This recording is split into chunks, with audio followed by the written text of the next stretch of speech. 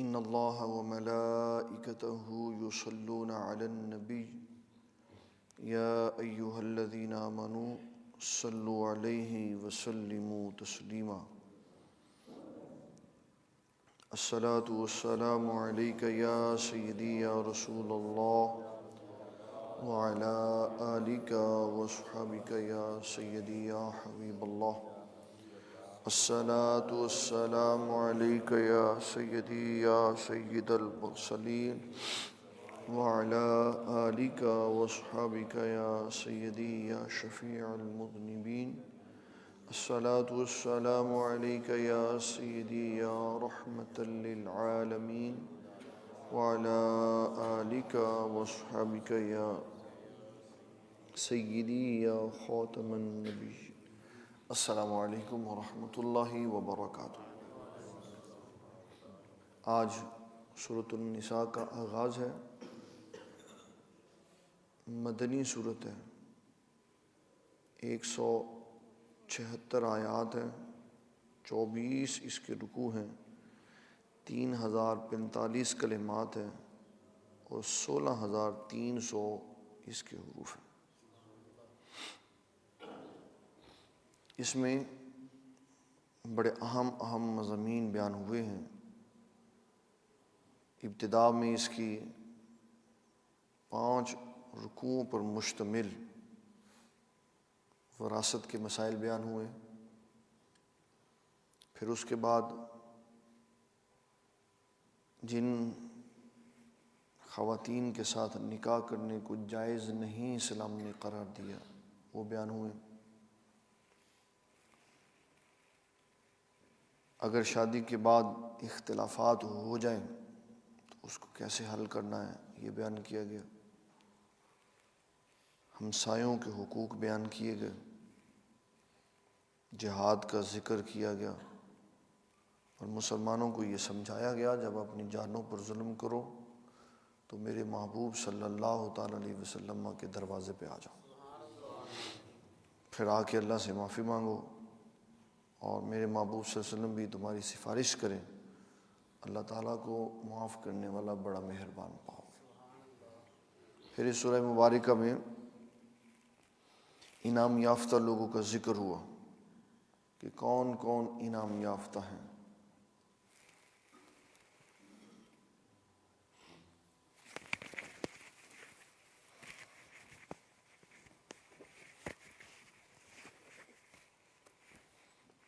انعام یافتہ لوگوں کا ذکر ہوا کہ کون کون انعام یافتہ ہیں۔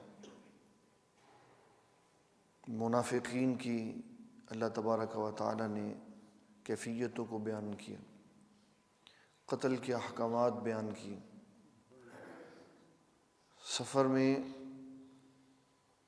اگر دشمن سے مقابلہ ہو جائے اور نماز کا وقت آ جائے تو کیسے پڑھنا، منافقین اور مومنین کی نماز کا فرق واضح کیا، منافقین کا جہنم میں ٹھکانہ بتایا، نیکی کا معیار بتایا، موسیٰ علیہ السلام کی طور پر جانے کی کیفیت کو ذکر کیا، حضرت عیسیٰ علیہ السلام کے بارے میں جو مدت سے لوگ شک و شبہ میں مبتلا تھے اس کی وضاحت کی، عیسیٰ علیہ السلام کون ہے، اور حضور صلی اللہ تعالیٰ علیہ وسلم کی عظمت و شان کو سنایا۔ یہ سارے مضامین اس سورۃ نساء میں آئیں گے۔ جب حقوق نسواں اور تعلیم نسواں کی بات ہوئی، خواتین کو ایجوکیٹ کرنے کا مسئلہ ہوا، آقا کریم صلی اللہ تعالیٰ علیہ وسلم نے فرمایا اپنی بیٹیوں اور خواتین کو سب سے پہلے سورۃ النساء سکھاؤ۔ 4 صورتیں قرآن مجید میں سے ہر شخص کی بیٹی کو آنی چاہیے، 4 صورتیں، سورۃ النساء، سورۃ المومنون، سورۃ احزاب اور سورۃ حجرات۔ یہ 4 صورتیں ہر گھر کی ہر خاتون کو آنی چاہیے، چاہے وہ ہاؤس وائف ہو، چاہے وہ جاب کرنے والی لیڈی پرسن ہو، چاہے وہ ڈاکٹر ہو، چاہے وہ پروفیسر ہو، یہ 4 صورتیں اس کو ضرور آنی چاہیے۔ جس خاتون کو یہ 4 صورتیں آتی ہیں اس کا پردہ بھی باکمال، اس کی عزت و وقار بھی باکمال، اور وہ لکھوا لے اس کو تا زندگی اس کا شوہر کبھی طلاق نہیں دے گا۔ جھگڑے ہوتے ہیں اور پتہ نہیں ہوتا کیا کرنا، کس کے کیا کیا حقوق کس کے ذمہ پہ ہیں، اس کی فہم و فراست نہیں ہوتی۔ معاملات الجھ جائیں، اس کو صحیح کیسے کرنا۔ کوئی کھانے کی دعوت دے دے تو کس کے گھر جا کے کھانا کھانا۔ شادیاں بیاہ ہوں تو اپنے کون ہوتے ہیں، بیگانے کون ہوتے ہیں، کس کے سامنے جانا ہے کس کے سامنے نہیں جانا۔ یہ سارے نظام اللہ تعالیٰ نے ان 4 صورتوں میں بیان کی۔ کسی مدرسے میں مت، اگر آپ نہیں نہ ڈالنا چاہتے تو کوئی بات نہیں، کسی معلمہ کا آپ گھر میں انتظام کر لیں جو جامعہ یوسفیہ کی فاضلہ ہو، وہاں آپ کی بچی کو گھر آ کے پڑھا دیں، لیکن ان 4 صورتوں کو ضرور سکھائیں، تاکہ میں آپ کو صحیح معنی میں یہ بتا رہا ہوں،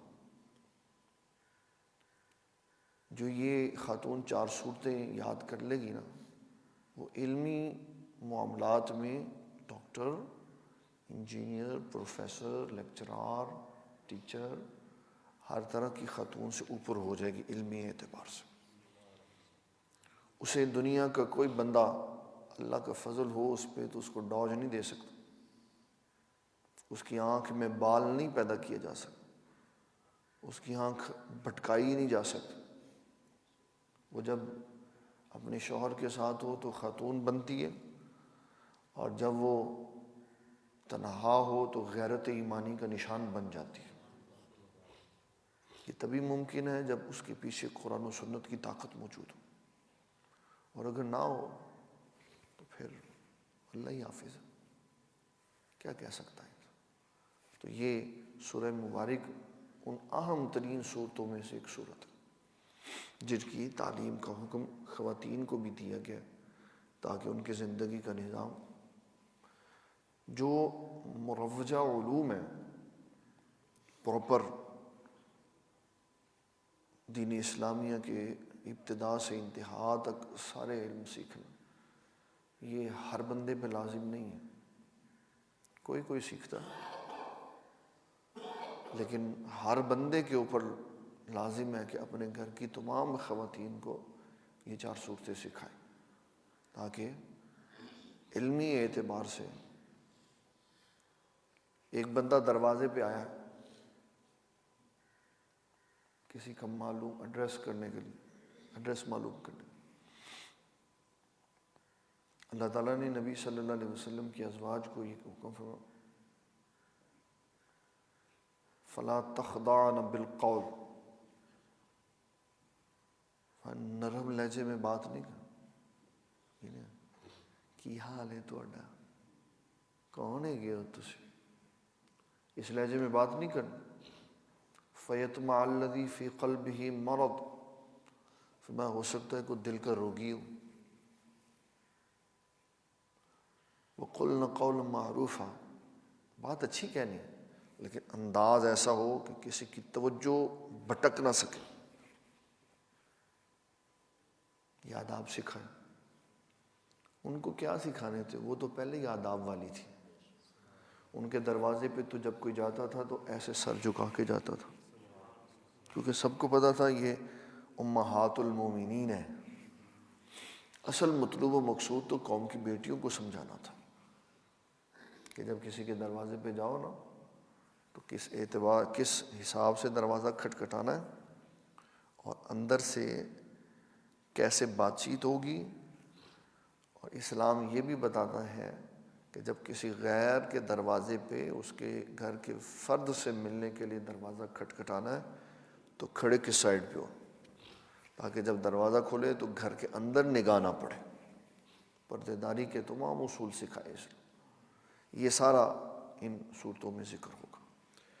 آج آغاز ہے پہلی آیت کا، یا ایھا الناس اتقوا ربکم، اے لوگو ڈرو اپنے رب سے۔ میں نے اس کا پیچھے بھی معنی واضح کیا تھا کہ اتقو کا مطلب، ڈرنے کا مطلب کیا ہوتا ہے۔ ڈرنے کا مطلب یہ نہیں ہے کہ میں اللہ سے ڈر رہا ہوں، میں اللہ سے، یہ ڈرنے کا مطلب نہیں ہوتا۔ ڈرنے کا مطلب یہ ہے کوئی ایسا کام نہ کرو جس سے اللہ ناراض ہو جائے، اس کی ناراضگی سے ڈرو، اس کی ناراضگی سے ڈرو کہ اللہ تعالیٰ نہیں ناراض ہونا چاہیے، وہ ناراض ہو گیا تو پھر کیا رہے گی بات۔ اس کو ہمیشہ راضی رکھو، وہ تبھی راضی رہے گا جب وہ جو حکم دیتا ہے اس کے اوپر عمل پیرا ہو، تو راضی راضی ہے۔ اس نے اور کسی مشقت میں نہیں ڈالنا ہوتا بندے کو، اس کی بات مانو، وہ راضی۔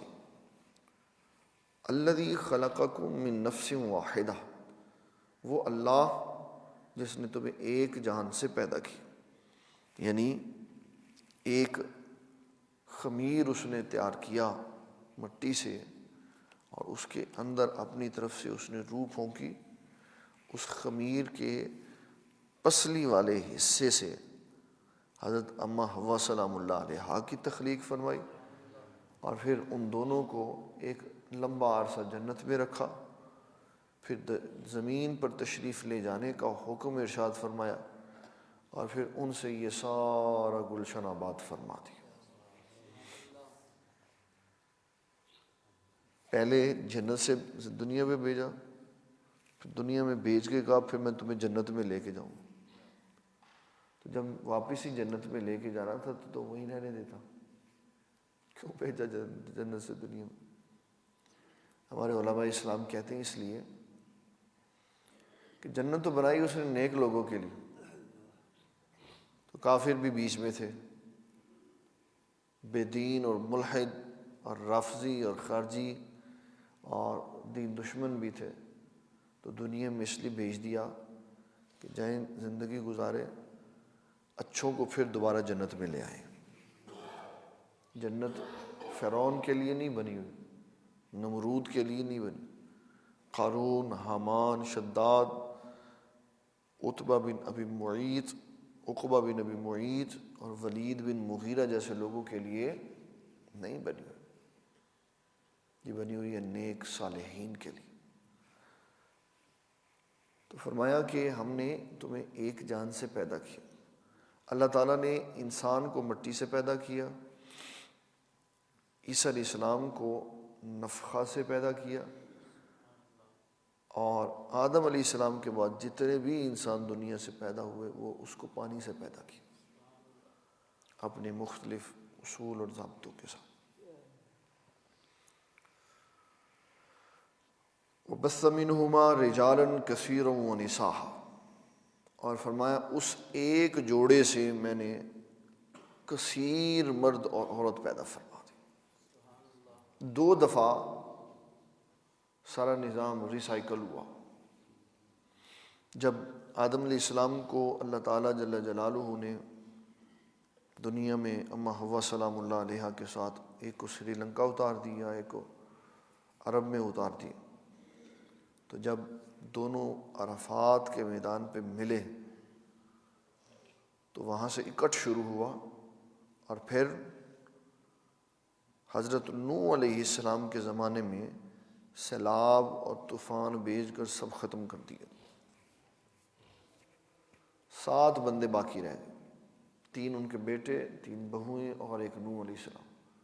پھر نئے سرے سے ویسے ہی زمانہ شروع کیا جیسے آدم علیہ السلام کے دور میں زمانہ شروع کیا، پھر اتنا بڑا، پھر جب اس کا جی چاہتا ہے ایسے ہلکا سا جھٹکا دیتا ہے اور پورا جزیرہ زمین غرق کر دیتا، ہلکا سا زلزلہ بھیجتا ہے اور بستیوں کی بستیاں تباہ ہو جاتی، بارش بھیجتا ہے تو مکانات تہس نہس ہو جاتے، اس کو کوئی فرق نہیں پڑتا، اس کو کوئی فرق نہیں پڑتا۔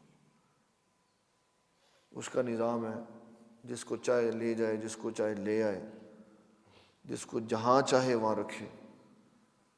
صرف بات یہ ہے کہ جو اپنی زندگی کے ایام اللہ کی مرضی سے گزارتا، فوت وہ بھی ہو جاتا، فوت وہ بھی ہو جاتا ہے، جو نہیں گزارتا فوت وہ بھی ہو جاتا ہے، لیکن دونوں کے دنیا سے جانے میں فرق ہے، دونوں کے دنیا سے جانے میں ایک کا انجام دوزخ ہوتا ہے، دوسرے کا انجام جنت ہوتا ہے، ایک کو ذلت کے ساتھ لے کے جاتا ہے، ایک کو فرشتے اپنے پروں پہ اٹھا کے لے کے جاتا ہے، ایک کو ٹاٹ کے لباس میں لپیٹ کر اور باندھ کر اور اسفل السافلین میں پھینک دیا جاتا، اور ایک کو خوشبوئیں لگا کے اعلیٰ علیین کی طرف لے کے جایا جاتا۔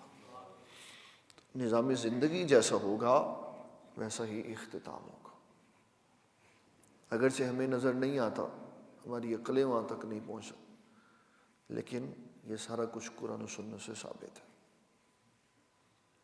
واتقوا اللہ الذی تساءلون بہ والارحام، اور فرمایا ڈرو اس اللہ سے جس کے نام پہ تم مانگتے، اسی سے مانگتے ہیں اور اسی کے نام پہ مانگتے،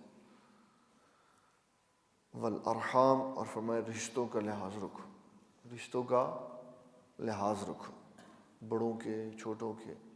حضور صلی اللہ تعالیٰ علیہ وسلم نے فرمایا جو بڑوں کی تعظیم نہیں کرتا، چھوٹوں سے پیار نہیں کرتا، اچھی بات کا حکم نہیں دیتا، بری بات سے روکتا نہیں ہے، فرمایا وہ ہم میں سے ہے ہی نہیں۔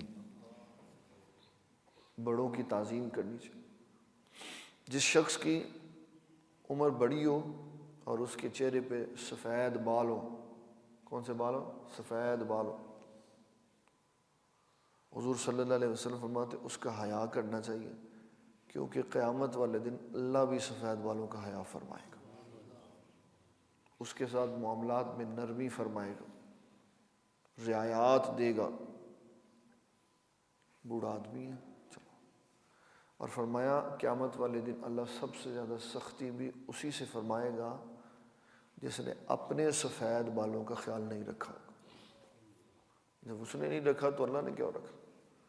حدیث میں آیا سب سے زیادہ ناراضگی کا اظہار اللہ بوڑھے زانی کے ساتھ کرے گا۔ بوڑھا ہو گیا تو بال تیرے سفید ہو گئے اور تو کیا کام کر رہا۔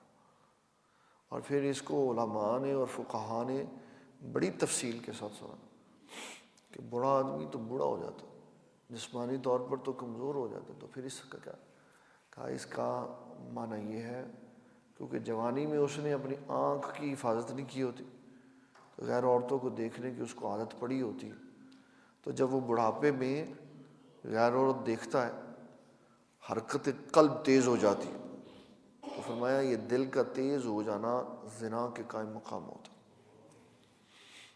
اس لیے جوانی میں اپنی نگاہوں کی حفاظت کر۔